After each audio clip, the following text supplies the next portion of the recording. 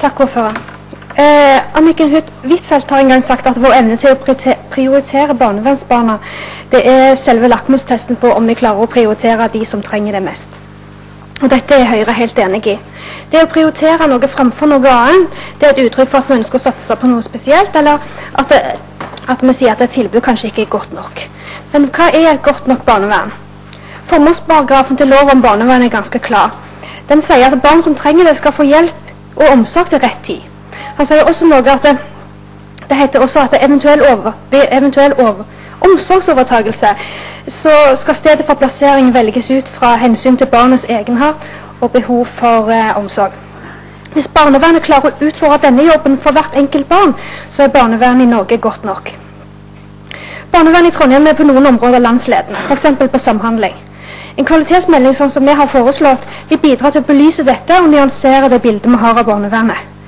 I tillegg har Trondheim som første kommune i landet tatt i bruk et eget utrednings- og effektvurderingsverktøy som skal bidra til å kvalitetssikre utredningene og si noe om hva slags effekt enkelte tiltak som iverksettes har på barnets livssituasjon. Det vil bli spennende å se de dataene etter hvert, og det vil bli en naturlig del av den kvalitetsmeldingen. Og dette er tiltak som gjør at vi kan si at det jobbes for at barnevernet skal bli godt nok.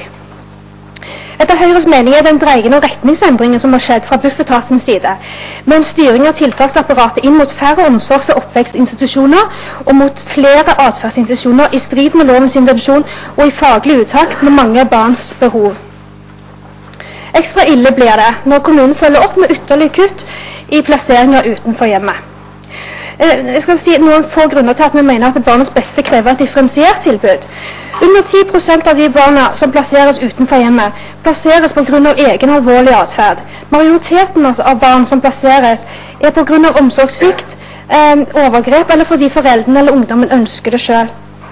Store barn som ikke har atferdsvansker, ønsker ofte ikke å etablere nye relasjoner til fosterforeldre, og er samtidig veldig sårbare for negativ påvirkning i institusjon, spesielt beregnet for atferdsungdom.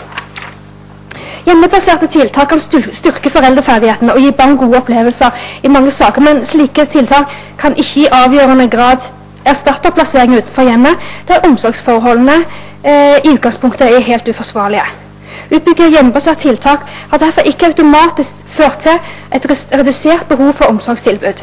Derimot har ny forskning innenfor barnevernsfeltet og ny kompetanse i kommunene ført til større behov for et mer variert tiltaksapparat. Her har Trondheim ingen grunn til å si at barnevernet er godt nok. Med det så legger jeg frem forslag som beskrevet i heftet på vegne av Høyre, Venstre, Kristelig Folkeparti og Rødt, og fremmer også merknaden for oss.